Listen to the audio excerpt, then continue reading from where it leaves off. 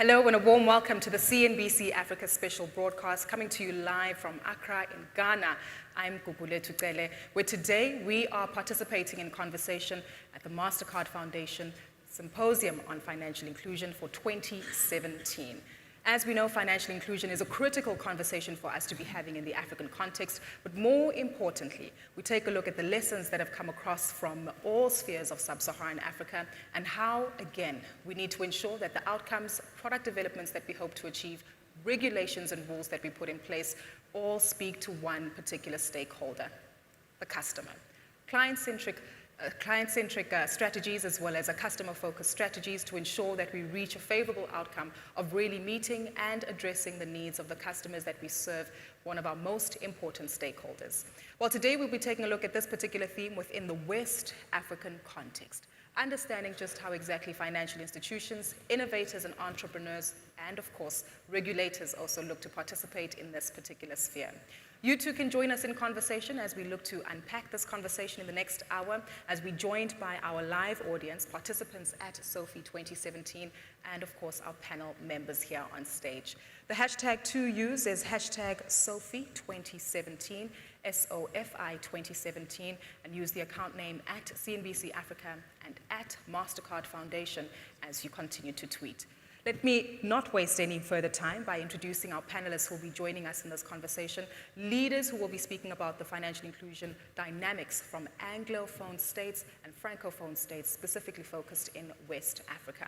Ladies and gentlemen, closest to my left is Ms. Temitope Akinfade, Head of Financial Inclusion Secretariat at the Central Bank of Nigeria, followed by Mr. Edward Effa, who is the Group CEO of Fidelity Bank Limited in Ghana. And last but not least is Ms. Maimona Gay, who is the Principal Financial Inclusion Officer at the African Development Bank. We'll continue to engage with our audience members who will also participate in a Q&A session with us here in studio. And of course, you at home, watching online or via your television screens are more than welcome as well to share your insight regarding this conversation. Let's officially begin by taking a look at the dynamics when we take a look at the West African context and financial inclusion. Of course, boasting a powerhouse of economies, many of which have shown various gains and strengths with regard to levels of financial inclusion. But speaking specifically about the regions that you represent, Nigeria, Ghana, and Francophone West Africa, I'd like us to get a quick synopsis of what the status quo is regarding financial inclusion.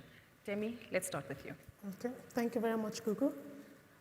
In West Africa, I think financial inclusion is a theme that has evolved significantly, particularly over the last 5 years. One of the common things we see across the countries in the region is that they have begun to develop a financial inclusion strategy, which essentially is a roadmap for the country to drive the process of inclusive growth in the economy. Specific to my country, Nigeria, we developed a financial inclusion strategy, which was launched in the year 2012. And I'm glad to report that 2017 is our 5th year of implementation, and that strategy is being reviewed for greater impact. Now, looking beyond Nigeria, we know that for West Africa, within the Anglophone sphere, a lot of the central banks are independent, so they've also taken the lead, together with the Ministry of Finance and other stakeholders, to develop a strategy at country level to implement the strategy as well. I believe Maimona will speak a bit more about the West African experience, because there it's a bit different. There's a regional collaboration of all the countries in the region, and then Maimona can share some perspective. Mm-hmm. Before we get to Maimona, Edward, I'd like to start with you also getting an understanding of the level of financial inclusion. Just how far are we and what is the landscape like at the moment, specifically in Ghana? Ghana has made a lot of progress with regard to financial inclusion.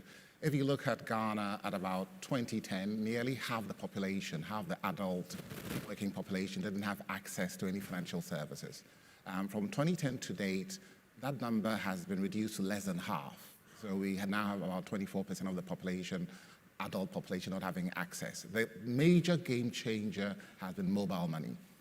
Today we have some 10 million mobile money subscribers.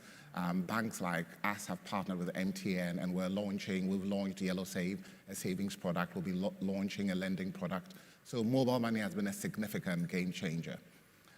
In addition to all of that, I think the government and the central bank have been very forward-thinking in trying to promote financial inclusion and taking it to the next level. So the government has launched a national ID project where we'll have an ID card which can be used to KYC everybody.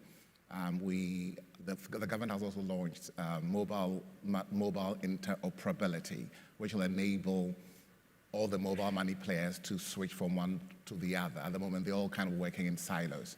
And then in addition to that, the ID card, there's a digital addressing system, which makes it a lot easier to identify where people live, the demographics of different areas, and what sort of services you need to offer them. So we've made significant progress. You have something like nearly 1,000 different financial institutions, regulated and unregulated in the space, 33 banks, non-bank financial institutions, savings and loans, microfinance institutions, and at the bottom you have a number of informal money lenders, also collectors, everybody playing their role in offering services to every person. So we've made a lot of progress, but there's still that last mile in deepening the sort of offering we have. At the moment, it's all payments and some savings, getting into credit, getting into insurance and other products to deepen the service. Several themes that we can certainly explore there and obviously look to unpack, especially given the sentiments that were mentioned by the governor of the Bank of Ghana earlier here today at the symposium. Maimona, Francophone Africa, with regard to the progress, I understand that we've also seen a lot of it being really spearheaded by mobile network operators. Exactly, Gugu. Perhaps before getting to the dynamics, I'd like to explain a little bit what the Francophone Africa region is. It's actually called the WAEMU region, West Africa Economic and Monetary Union. It's comprised of 8 member countries. For those who don't know, those are Benin, Burkina Faso, Cote d'Ivoire, Guinea-Bissau, Mali, Niger, Togo, and Senegal. So that's Francophone West Africa. It's been an amazing region in terms of innovation.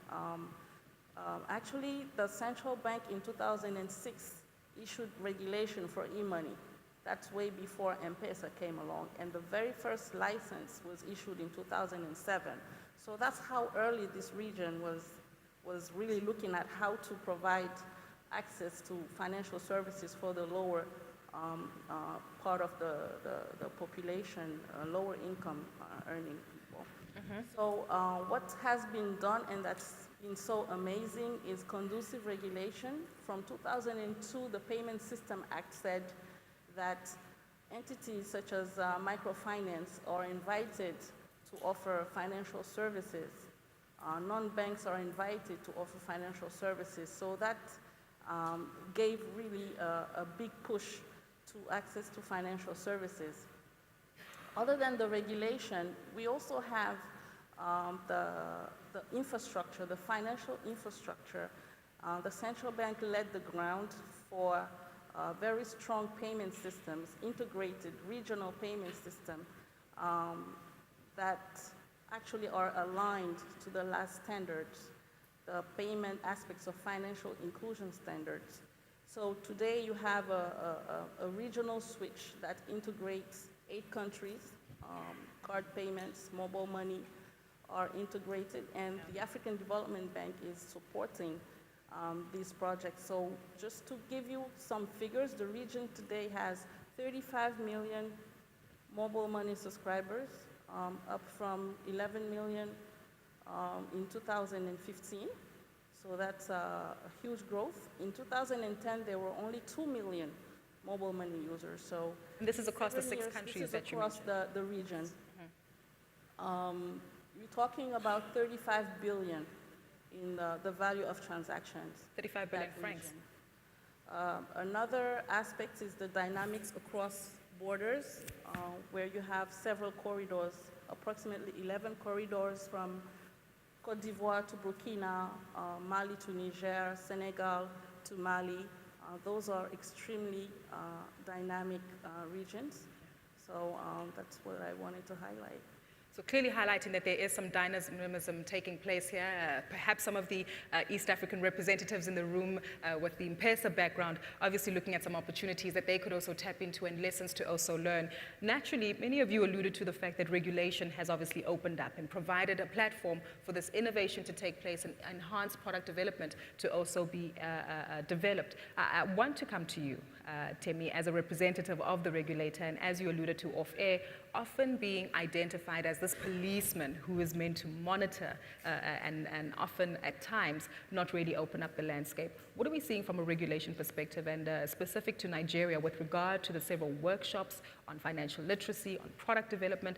What particular outcomes have actually occurred from that? And are we moving into a direction where perhaps sandbox regulation is something that's likely to be considered by many West African markets in order to facilitate and encourage product development and innovation? Yeah. Thank you very much, Gugu. I think regulation has actually evolved because we know that the landscape for financial inclusion in itself has also changed. And innovation has actually forced traditional supervision to rethink itself.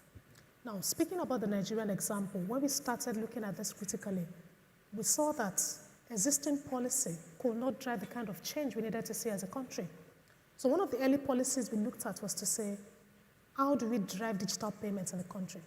And then as far back as 2010, 2011, the mobile money policies were issued, and the first set of licenses were given to about 20 players, thereabouts, to say, you know what, we don't want to stick to traditional banking. Brick and mortar has brought us this far, but we don't think it's going to take us, to the last mile. We needed to innovate. Because what did we see in Nigeria? A primary concern of exclusion is the challenge of distance. People needing to travel over, very long kilometers to get financial services. But digital channels, what we've seen, it transcends the barrier of physical channels. So the agency banking framework came into play, the mobile money regulation came into play, and other policies as well to support the landmark. Now, what do we say about the regulator? The regulator is also changing because we realize that you cannot just formulate policies. Policies need to come from a process of consultation with a broader stakeholders. What we have now in Nigeria is a process whereby the regulator is talking to the market operator is talking to the consumer. We have an iterative, consultative process to develop policies that can actually address the marketplace here. The communication is great, but how quick is the turnaround time? Because engagement is fantastic, but how quickly does that actually translate into regulation and company strategies that really focus on customer centricity? It doesn't take that long, actually. Give us a number, a figure. So let me give an example. Now, you talked about something now, which I'll just quickly latch on. You talked about sandbox regulation. It's been a buzzword, right? A lot of us in this room, we've read about it, heard about it. Now, what have we begun to do? You find that innovation comes from the marketplace. It may not come from the regulator. It may come from consumers' action, behaviors change. It may come from the market. So what does the regulator say? The regulator doesn't say, no, it doesn't happen. Maybe that was in the past. So what do we do now? You tell the market operators, let's discuss this issue. As we speak now, we have a situation whereby we put together a team to look at this very critically. And what do? You don't wait until the last mile policy is out. You discuss, you release draft reports, you ask for consultation, and there's a whole feedback process. So in terms of timeline, it depends on the kind of regulation, but the point is, it doesn't take as long as it used to be, because now you have time, you have, I'll say, a very positive feedback loop that actually provides some clarity. I'd like to throw a spanner in the works there and also ask you about the market. You say that you're liaising with the market, but as we know, as a central bank leader, you're no longer just engaging with banks anymore or financial institutions. We've heard of mobile network operators coming into the market, others from various other sectors who also look to join, even in the retail space. So you're liaising and engaging with multiple stakeholders here. How has that also changed, and does that also delay progress or actually expedite the process? I think it actually facilitates, and there's a good example to give here. I talked about the agency banking framework, which was released in 2013. Yeah. What did we do after that? We saw the feedback from the market, we saw the implementation speed, and we went back to the drawing board. And there was a follow-on policy, the super agents framework. And that came from a direct market feedback. Yeah. So what did we do in that regulation? In the initial regulation, you needed to have the banks straight in front, deploying the agency network. But in the follow-on regulation, the super agent network, you then said telcos can come in and partner. So you see the feedback loop that then brings in other new players into the space. Yeah. And the other thing I wanted to mention as well, there was something else you mentioned that I forgot it. With regard to the telco operators that also come in, you mentioned that you liaise with them from a market point of view overall. You touched on the sandbox regulation as well. Okay, yeah, I remember what I want to bring out now. So what we find is it's not just central bank now talking to the market. There's also that collaboration between regulators. And there's a good example here as well. Now you find the central bank talking, for example, to the telco regulator, the Nigerian Communications Commission. As a matter of fact, as of today in Nigeria, we have a joint task force between the two industries to look critically at mobile money. So how do we leverage on the strength of the banking sector to develop digital financial services? And on the other hand, how do we leverage the telecommunications sector to achieve the same thing? So basically, collaborations like that is not just market regulator or market consumer, it is also regulator. And it actually enhances the implementation on ground. Edward, I'd like to come to you as well because you've proven this with your partnership with MTN. Instead of viewing them as the enemy, instead you've gotten together and looked at avenues of collaboration. Are these some of the dynamics that we continue to see within the Ghanaian financial inclusion space? Yes. Coming back to the central banks, I think our central bank has been very collaborative and supportive. And in any market, you'll get at the time when the market is developing, hasn't developed, and there'll be nothing, and then they'll come back and say, look, let's have some guidelines, and then they'll have policy. So our central bank has been very supportive.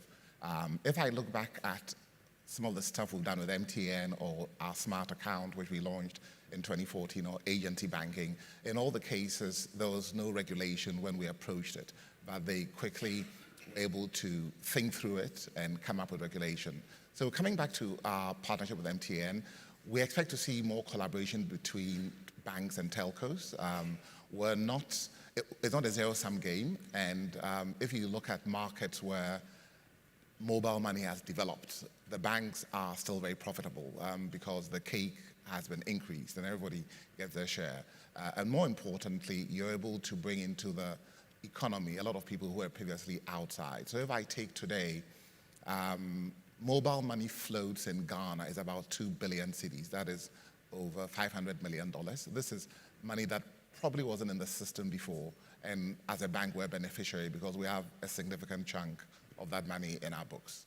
And there's nothing wrong with that, right? You're a commercial entity. You're meant to continue to drive that. And that also makes me want to consider, stirring the pot slightly with regard to how, as a leader of a corporate entity, you ensure that financial inclusion remains part of your strategy when fundamentally you've got shareholders to respond to. Yeah. You need to make a return on investment. What the poorer customer on the back of our name tags is actually going through is actually none of your concern. However, you've prioritized it. How do you strike a balance between some of those needs? It's a big balancing act, I won't deny it. It's got to be sustainable financially. We're not a charity, and therefore you can't be supporting financial inclusion ad infinitum when you're not getting anything much out of it. But it is profitable. It's both a social responsibility and it's got to be sustainable. The challenge is sometimes you can get the strategy wrong, sometimes it can be very expensive, sometimes the time it takes to break even can be very long, so you need the commitment that we're doing this for the long term. But at the end of the day, with technology, with mobile phones, online, digital services, you should be able to bank anybody earning, say, $100 a month profitably. I think below that level, you may get rural banks and other community savings groups coming in. But for a bank at that level, $100 a month of earnings, you may easily get 5 million plus people in any African country who are in that bracket of $100 to say $300 a month. The same people receive remittances, the same people pay school fees, the same people pay utility bills, and if you are able to make even $1 a month from them, it's $5 million a month that you're adding. It won't mean a corresponding increase in your technology cost or whatever. So it is strategically important. Sometimes time to market can be a while, but it's it's viable. We've seen it from our own experience. We've seen it from, the Kenyan banks like Equity Bank. But talking about the difficulty, I remember when we launched MTN Mobile Money. We used to be in the same building with MTN. We went upstairs. We all did the UAT test and all the rest of it. And for us as a young bank, we thought we were going to use mobile money to leapfrog the banks with the branches. 2011, there was literally no transaction on mobile money. 2012, literally no transaction. 2013, literally no transaction. And we began to think maybe we've made a mistake and we should, back out. But then it picked up very quickly in 2014, 15, 16, and now we have $500 million in mobile money floats. So it takes time, it can be painful, but you've got to be patient. And now we're moving from just payments to loan products, savings products, insurance, and many remittances. We're the only bank which receives remittances on mobile money. So there's a lot that you can build on it. Clearly, lots of dynamics that have come through there, but I also want to understand the context within Francophone states and, of course, the interoperability of rather partnerships that also come together from mobile operators and banks. And I think you've confidently, very subtly said that there's still relevance of banks within the market and not necessarily to fear having their pie being eaten by the mobile network operators. Maimona, from your experience, we've obviously seen several mobile network operators really spearheading and taking over the lead with regard to remittances as well as other mobile money payments with regard to the Francophone-speaking states. But how do we extend this further to ensure that it doesn't necessarily depend completely on technology, or is technology and mobile that panacea that we allude to? Yes, that's the challenge today in Francophone West Africa. We have laid the ground for, I say we because I'm a former regulator, so I still speak as I'm still at the central bank, but there's been a great regulation, great infrastructure, so what do we do next? We have to build on the existing mobile money accounts that we have. There's a momentum here. However, when you look at the statistics, you would see that most people still transact in payments, barely little payments, but mostly airtime purchase and P2P transfers. We need to get to small loans. We need to get to digital credit. We need to get to digital savings. And this is where the switch. Let's fast track to that particular issue because it has come up several times within the symposium as to how best do we get there to offer credit? How do we ensure that the data is protected? How do we ensure that it's efficient related KYC and privacy is also accounted for? To the engagement of stakeholders. The banks have to find interest in this massive wealth of customers.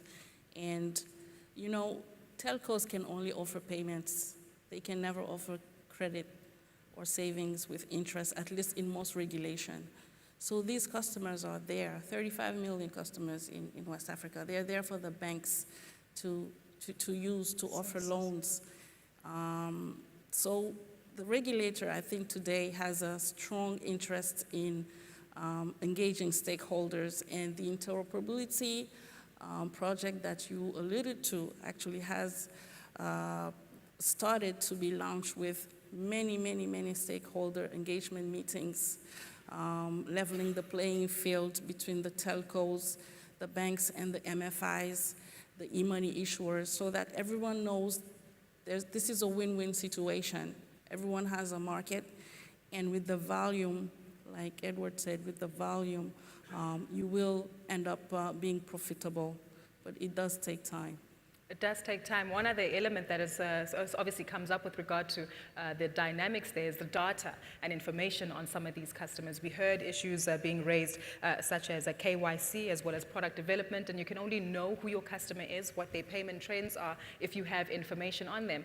Sounds to me like the telco here might actually be in a powerful position given that they have easy access to this data. However, it empowers banks and financial institutions. Edward, Temi, how do you respond to this as to how best we incorporate these elements to further financial inclusion goals in West Africa specifically?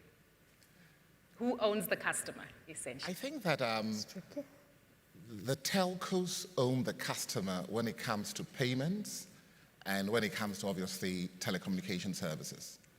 because they own the platform and they want to protect their data. The banks own the customer if they are offering a savings or a lending or other product or a remittance product. So at the end of the day, if as a bank I was in partnership with an insurance company selling the insurance company my customers some insurance products, I would own the data until and up to the point where that customer has an insurance product and then the insurance company needs to know. So I think it's fair for telcos to own the data for their business. But telcos do not lend money. Telcos do not offer savings products. That is banking.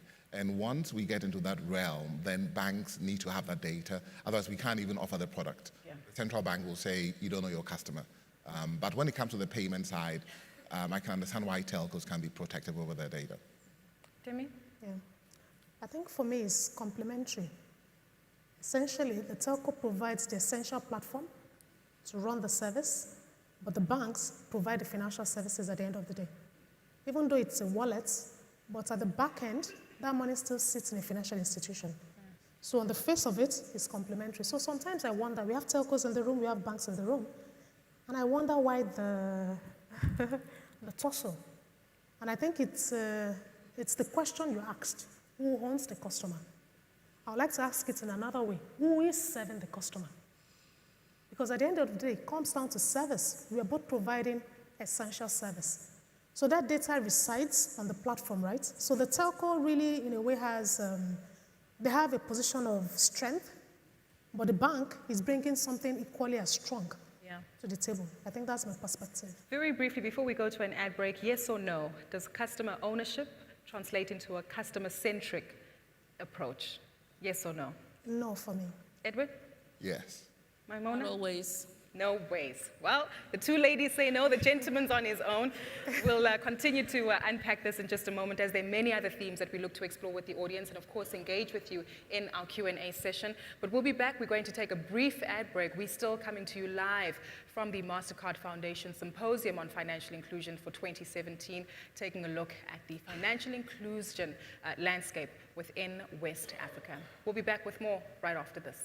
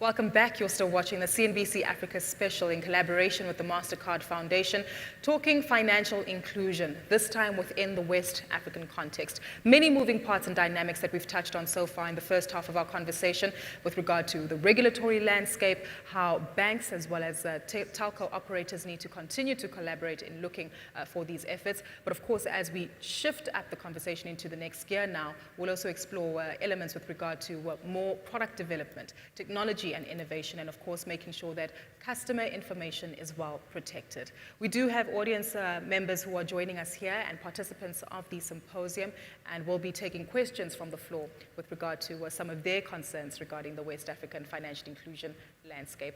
You, sir, if you could kindly stand up so just so that the camera can get a nice shot of you, and if you could introduce yourself and go ahead with your question. Sure.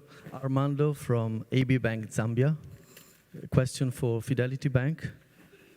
In Ghana, Fidelity Bank has been a pioneer in terms of financial inclusion and mobile payments since 2012. However, the question, would you have done anything different since 2012 in order to reach the same level of volume of transaction? I heard 500 million. Thank you so much, Armando. Edward, an interesting question for you. You can go ahead and respond. Yes, I think we have made, I would say, mistakes with our technology. And I don't know whether we could have done it differently because we did what we knew best at the time. So when we rolled out agency banking, for example, we acquired an agency banking platform to process our transactions. Shortly after we put on probably over 200 agents and the transaction volume grew, it became very unstable. So we had to withdraw it and slow it down and change POS. But on the other hand, it's very difficult to say would have done it differently because whoever you speak with, whether it's Equity Bank, Kenya Commercial Bank, other banks who have gone that way, everybody learns as you go along and you tweak the platform as you go along, and everybody made mistakes, so nobody got it right the first time. So the answer is we wish we had all the answers day one and would have done it the perfect way, but that is in an ideal world. I think in the real world, you'll even learn from your agents what transactions they want to do that you're not doing, so you tweak the platform. Again, with us, we launched a smart account in 2014. We went to the central bank and said to the central bank that we want to bank the unbanked and therefore give us limited KYC requirements. And they hadn't heard of this before. So we designed the account and said for an account where the customer is transacting 10,000 cedis per transaction, we don't need the full KYC. We need a form of identification, and we don't need to confirm your address and all the rest of it. And they gave us the approval, and we launched a smart account. The smart account is an account that you can open in 5 minutes. We can meet you on the street, you fill a form, we get your identification, whether it's a driving license, a passport, or other ID, and immediately we give you a card, a proprietary debit card, and within 5 minutes, you get a PIN via mobile. So the picture goes to our central processing, it generates a PIN number, and with the PIN, you can transact on any ATM. You can have literally a bank account, a wallet that you can pay in money and get a record from. And we've onboarded nearly 500,000 customers on the smart account. Maybe we should have started earlier as well, because it's a long journey. So I wish we had all the answers and we didn't have any strategic risk in some of the decisions we took. But you'll make those mistakes. You'll buy a type of POS. It may not be as functional, and therefore you may change it to a more world-class POS terminal, and so on and so forth. But these are things you learn as you go along. So roll with the punches, Armando. All the best with your endeavors too, and thank you so much for your question. We've got another question in the front. If you could please stand up, sir, and introduce yourself. Thank you. My name is Edmond Bewa, Airtel Money, Ghana. My question probably could go to any of you. The key challenge around financial inclusion is how do we get a lot more people who are within, outside the brackets to be within the space. A lot of the things that have happened and the products that we have developed seems to have focused on clients within urban areas. Several attempts have been made to make sure that those within the rural areas are brought into the fold. We don't seem to have made a lot of progress on that side. What are we missing? What can we do differently? Because today, more than, if I'm not mistaken, more than 50–60% of transactions happening is actually happening within the cities. What can we do differently to actually be able to get closer to, if I should use the word, financial inclusion? Because the people we want to reach are those outside urban areas. What are we missing? What can we do differently to be closer to the goal that we are chasing? Thank you. Thank you so much for your question, sir. Anyone keen to respond on the panel? Edward? Timmy? I think we have made a lot of progress, like I said, over the last 7 years, since about 2010, in bringing many people who were previously unbanked into the banking sector.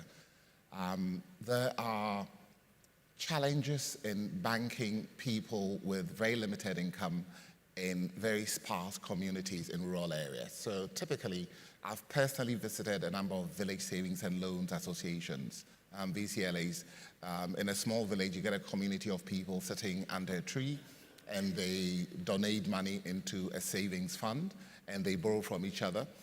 Some of them are not easily accessible. The amount of money involved is small, and for some of those communities, you can bank them deliberately as a bank, as a social responsibility, but it might not be profitable to do it. We'll try to look at how we can offer the community a savings platform. But again, the nearest branch is significantly, I don't know, it could be 10, 50 miles away from any sort of activity. So as a bank, what we see is that certain levels of income may not be viable for us. I won't pretend we can bank everybody, and maybe that level is $100 a month or slightly lower. And for that, below that, you may have other service providers. It could be NGOs, it could be susu collectors, it could be saving schemes to serve that market. And we can provide that association with the tools to be able to provide the service. So we would rather bank, say, a microfinance institution who will cover that community and give them the platform, the POS, the cards, and all the products, rather than we hire a driver and a car to go into those communities. Timmy, I'd like you to respond, and I'd also like to throw in another element into that conversation with regard to alternative sources of financial inclusion, and perhaps if you can also add your point of view there, Maimona, because we've also heard conversations that perhaps telcos need to come in, reduce the cost of handset devices, reduce the cost of connectivity, and perhaps that's a way of including individuals who are in rural outskirts to have more affordable phones and be able to transact using the best type of technological quality that might be available for them. Me care to respond in Maimona. And, thank you very much. I think you've mentioned a bit of the points, but one area I would like to draw attention in terms of how do we reach the grassroots. I think it's something we've taken on board, but collectively, when I say we are main regulators across and the market operators as well, is how do we formalize the informal sector? It's a discussion we've not had already, but I think there's a big opportunity we are leaving on the table. Now, today, when you talk about financial inclusion, sparks go off. When you talk about banks, telco collaboration. But I think beyond bank-telco collaboration, we need to have formal financial institution collaboration with the informal sector as well. Because over the years, those institutions, those associations, they are the grassroots. They understand the people. They sit with them, they eat with them. But the point is, the services are not as structured, right? And we know there's a limit to how they can scale. So instances where you have more of those collaboration at the grassroots can really support the flow of finance. And you touched on something just now. Sometimes for the big institutions, it's not economically viable to go set up a branch and crowd all their resources into that area. But they can finance an institution at that local area who can then do the affinity networking within that area. I think we need to have more of that. Some of the conversations that we need to push are issues like wholesale lending, for instance. Can you have, say, a microfinance bank in the local community? Who is your client? You lend to the microfinance institution, and he goes through the trouble. Microfinance institution understand this very well. I mean, from my background as a person, from the commercial bank to the microfinance bank, you see that the business models are very different. Microfinance banks understand the grassroots. They can go knock on doors, yeah, right, around the community. But the commercial banks, I mean, no disrespect, they can do this as well to an extent, but with the financing and the support they have, if they support a local operator in that area, they can advance more. Maybe another area to add is, this is the area of fintech startups. So many innovations around microcredits, micro savings. We need to keep that conversation going. And I think ultimately, the beneficiaries will be the customers for which we're here. I look at my back, it says, clients at the center. I think when we keep that in the middle of our conversation, we will all think a bit differently. Thank you. Maimona? At the African Development Bank, we have a need-based approach. In the rural area, we do know that people are people are cut out of electricity. Overall in Africa, 645 million people don't have access to energy. So what we do is we try to provide off-grid connections to people in the rural area We have a target of 75 million connection. We also try to digitize value chains. In Liberia, for example, we have supported the government in digitizing subsidies to small-scale farmers. So this was like a digitally based financial inclusion, also based on the needs of the farmer. So we also, after that, we brought in the financial sector and set up a risk-sharing facility, whereas the bank, based on the data that was derived from the behavior of the small-scale farmer, was able to at least identify a potential customer and provide subsequent services such as microloans. And this model is replicated in Gabon. It's also replicated in Malawi and Togo. So basically, in the rural area, you have to focus on the needs of the population and bring that service digitally. Taking it back to the customer and, of course, extending it in a purposeful manner to the individuals that we're trying to address here with regard to those in rural areas and in poorer communities. I want to piggyback on some of the themes that were highlighted in the responses to the questions, and there will be opportunity for further Q&A in just a moment. But by show of hands, are there any representatives of microfinance institutions that operate in the West African environment? And perhaps we can get your feedback from the floor to understand just exactly how you view the future landscape with regard to financial inclusion and some of the assistance that you might need from either commercial banks or regulators like we have on stage to actually aid your efforts in bolstering financial inclusion within rural communities in West Africa. I saw a lot of the hands earlier when we did that gauge towards the right-hand side of the room. Any representatives from microfinance institutions in West Africa who are willing and keen to continue with their efforts? There we go, we've got a show of hands. Sir, do you mind if we give you a microphone and let's get your perspective as to how the representatives on stage might be able to assist you in your efforts to really change the landscape so that 5 years from now, we're having a completely different conversation with regard to financial inclusion in West Africa, where hopefully we would have achieved the goals that have been set out. Go ahead, sir, if you could introduce yourself. Thank you. Good morning. Thanks for the opportunity. I work with Opportunity International Savings and Loans here in Ghana. And I must say, very insightful, learning from the Fidelity example. But we have followed them largely, Zefa and his team. And the challenge is that sometimes the actors in the financial space don't see themselves as working together. The banks may see the savings and loans companies as a threat. The savings and loans companies may see the microfinance institutions as a threat. At the end of the day, the whole ecosystem is about the customers. So it's very important that we see ourselves as collaborators working in the same space, either financial institutions or telcos, working together for the purpose of the customer in reaching out to the clients that we have not been able to reach out to. Because some savings and loans companies, some rural banks are in communities where banks will never be able to have branches. And that's why there's the need for that level of partnership and engagement across the divide. And that's the dimension I want to add to the discussion in moving forward in the years ahead. Is this a polite challenge to Mr. Efa to perhaps have a meeting with him in his boardroom on Monday for collaborative efforts? Yeah, if you would respond? No, I can't agree more. We collaborate with a lot of savings and loans, MFIs, we support them. There is no point in trying to serve every customer and reaching every customer. There are communities where there are community champions. They know everybody in the society, and it'll be very difficult to go into that society and try and win that person's customer. So whenever we can, we collaborate. We have a lot of partnerships. We have MFIs and savings and loans that we support, and they bank with us. So we lend them money, they on lend. Some of them, they want to do money transfers, we clear checks for them.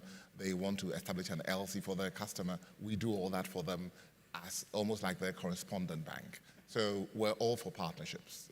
We don't pretend that we can reach everybody. But I don't think all the banks have the same philosophy. That's a open, I guess, agreement and challenge and perhaps acceptance of that meeting request that might be likely to take place. Any other questions from the floor? We do have your hand, sir. We'll take your question. Anyone else with a question? We'll take 2 questions at a time. We've got another hand right behind you, sir. We'll start with your question. If you could please stand up and introduce yourself, sir. Hi, I'm Dennis Munoz. I work for Microcred, a microfinance institution in West Africa, primarily Francophone West Africa, but also Nigeria. I wanted to reflect also on what our colleague said here. I think partnership, how can we build better partnership is for me key, and I think it's actually very related to the regulation. My perception today is that we have telcos, microfinance, and banks in 3 different boxes with sometimes some rules that apply to each of them, to some of them, but not all of them, and generate some situation where some actors have some monopoly on some activities and forces the others to find other ways around it. And I think a less siloed approach to regulation and a more risk-based approach to regulation would really help to say, well, whatever your fundamental nature, to some extent, if you show that you are controlling the risk of this or this activity, you may start this activity, rather than saying your license is this, you may not do this, or you may do this. We end up in a situation today where sometimes we are not allowed to do things that some telcos are allowed to do, but we control the risk over this activity sometimes better than some telcos, just because we have a different license. Yeah, thank you. Thank you so much for your feedback there. Not too sure if you want to respond, Maimona, and perhaps piggyback off of the sentiments that he's alluded to specifically. Just perhaps to stress on the importance and the role of the microfinance sector in West Africa. You have approximately 700 MFIs that provide services to 12 million people. So yes, we have digital financial services, but microfinance services are still relevant nowadays. And the challenge for AFDB is to build capacity in this sector, provide grants, technical assistance to allow these MFIs to be stronger and to also participate in the regional payment systems along with other players. Fantastic. We'll take your question, ma'am. If you could please stand up and introduce yourself and pose your question to the panelists today. Thank you. My name is Ruth Odera, and I come from a country where M-Pesa has revolutionized payment systems, and banks are engaged with telcos and MNOs to develop payment systems and mobile banking.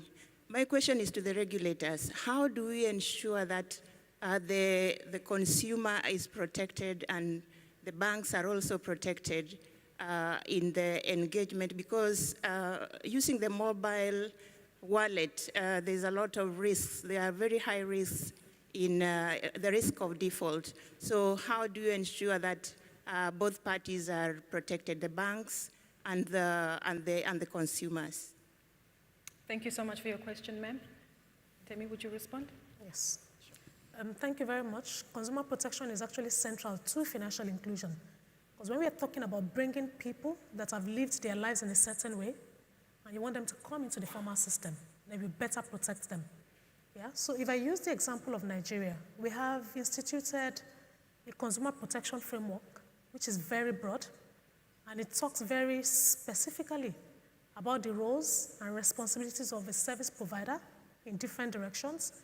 And it also stipulates on the other side the responsibilities of the consumer. Because oftentimes when we talk about consumer, we are thinking only of the clients. But the regulator is thinking of the clients and thinking of the operator as well. Because there are activities of the consumer that might affect the operational well-being of the institution. So it's both sides. And what consumer protection does is it provides that balance between the two players. It's a financial transaction. And where money is involved, people are very sensitive. So what you want to do is to define the rules of the game. This is the limit within which this happens. If something goes wrong, there has to be a redress mechanism. I've done a transaction, I didn't get paid, I was overcharged. There has to be a redress mechanism. And when that is communicated well enough, what you will do is to build the confidence of the consumer in that service. And when the consumer trust is strong, you are sure of repeat patronage, and then you can grow the sector itself. Well, thank you so much for that question, and I hope that the response has also managed to address some of your concerns. I was hoping we'd get a conversation on cryptocurrencies as well. We talk about the digital age, right, and the digital revolution and this new future that we're working towards, and of course this also plays an element. From the audience, before I actually pose this question to my panelists, I'd like to get your views by show of hands. If you believe that cryptocurrencies perhaps should be incorporated as a solution to help drive financial inclusion. Yes, if you believe that this is the case, please raise your hands. Some of you are doing it reluctantly so. Well, it seems as though we've got a few audience members agree. I take it for the rest of you with your hands down. You disagree, correct? Yeah, okay, still not too sure, but let's actually talk about that, especially given that we're looking at the future of how best to address financial inclusion in the West African context. Does cryptocurrency need to be a feature, and should we be having this conversation? Is it relevant? Maimona, let's start with you. I think cryptocurrencies could accelerate financial inclusion, but there are priorities before. To me, it's a matter of a maybe fourth generation. Like I said, in the region that I'm referring to, we're still struggling to get to second generation financial services. So it would be good to focus on those. However, cryptocurrencies are based on a general ledger technology that is useful to accelerate and fast track financial inclusion. For example, it could be used for software in a switch to interconnect several players and transactions. So in that sense, the technology behind cryptocurrency is useful financial inclusion, but the currency as itself, it may be early at least for Africa, I can say. We know that the central bankers have a very strong stance on that, but Edward, let's get your view first before we come to you, Temi. I think we need to distinguish between the currency, like Bitcoin, and the technology behind it, like blockchain. Blockchain can be used for remittances and other products which banks are considering globally. And that is a technology, and it can be adapted to launch different products. In terms of Bitcoin in Ghana being used to advance financial inclusion, I don't see it. Even our online platform is used by probably less than 10% of our customer base. And I just can't imagine that many of the rural dwellers who are struggling to buy a smartphone want to be buying and using Bitcoin to transact. It's way away from reality. Temi, I think it's fair to say we know where your stance is, right? Given that you represent a central bank. It's interesting, actually. So should we be talking about it? Absolutely, yes. Should we be concerned about it? Absolutely, yes. And why do I say this? Financial inclusion is really about bringing the people into the system, right? But we know today the underlying fundamentals. Maimona talked about power. He talked about internet access. I think I'll throw on another thing, literacy, financial literacy. So I think for me, the underlying fundamentals that we need to address. But should we talk about it? Again, I say yes. And ultimately, we are looking for whatever the technology is, whatever the innovation is, to advance financial inclusion. But we're also aware that it is a changing landscape. I talked about Nigeria. 5 years ago when we developed the financial inclusion strategy, there was no regulatory sandbox on the table. But this is 2017. Now we're talking about sandboxes. So the market keeps changing. So what do the regulators need to do? Upskill, learn, and adapt. I think I'll leave it there. I think you've closed off a fairly powerful point, a very powerful points with regard to how regulators need to respond. But of course, we also have a room of innovators, entrepreneurs, and individuals who are leaders within the institutions that deal with financial inclusion. Some of the concerns that we did hear with regard to the West African environment deal around corruption, knowing your customer, as well as privacy. Maimona and Edward, as we come to you for your closing remarks, very briefly, in less than 30 seconds, how best do we need to address financial inclusion in the West African landscape to address some of the concerns that were highlighted in today's conversation, and tangible results that can be achieved in the short term? I'll talk about three things. I'll talk about regulation and leadership, digital financial services, And I'll start with those two. With regulation and leadership, I think you need a national agenda to say that we want to take financial inclusion seriously. And I'm happy to say the government of Ghana has developed their own financial inclusion strategy. They have launched the national ID card. They've promoted interoperability amongst the telco operators, and they have also launched a digital addressing system. And all that feeds very well into the whole national financial inclusion strategy because it makes KYC easy, it makes it easy to identify where people live, what age they are, what income levels they have, and to develop products around them. So the central bank should also be keen to promote it and support it. So that is the sort of the national agenda, the leadership, and the regulation around it. Yeah. Then we need to look at how we can drive products on mobile. At the end of the day, we have more mobile phones in Ghana than adult registered voters, which means everybody is accessible, whether it's a smartphone or using USSD technology. So on that basis, we should be promoting and going past payments on mobile money to. Edward, 15 seconds unfortunately is up on your end. Maimona will give you quickly, your 15 just to seconds. perhaps say that the response could be in the RA. What's the RA? Rules, rails, accounts, and apps. We've been doing a good job setting up, establishing infrastructures, rules through regulation. Now there's a challenge with the apps and the accounts. The accounts are almost there, but then the apps, the services behind, we have to build on the momentum, like I said before. Users are there, but they need services. We have to retain them in this financial system, otherwise we just lose them. So putting together these pieces of the puzzles, the rules, the rails, accounts, and the apps would help. Last thought, identity, and not just only simple identity, financial identity. Yeah. When I look at the Indian model, the Indian stack, I dream of an African stack, right? Where I can financially identify my people through biometry, know about their credit history, and then they can get instant loans. This is where financial inclusion starts. Not access, but also usage. It's not an old debate. Fantastic. Well, that's how we'll wrap it up for today for our panel discussion, giving us insight into the financial inclusion landscape within West Africa. Naturally, it is a national agenda. We have various stakeholders here in the room who are set to fulfill this agenda. And of course, it does need to trickle down not only into regional integration, but again, touching the lives of individuals whose lives we hope to change. A customer-centric approach, making sure that we address all the needs that need to be fulfilled from a regulatory perspective, but of course, the end user and customer at the end of the day. Ladies and gentlemen, the landscape is open for innovation and of course lots more investment to certainly take place, given that the tide is also turning for many of these West African economies. But that's how we wrap up the conversation for today, taking a look at the West African financial inclusion landscape here at the MasterCard Foundation Symposium on Financial Inclusion for 2017. A big thank you once more to my panelists for joining us in conversation. Ms. Temitope Akinfade, Financial Inclusion Head Secretariat at the Central Bank of Nigeria.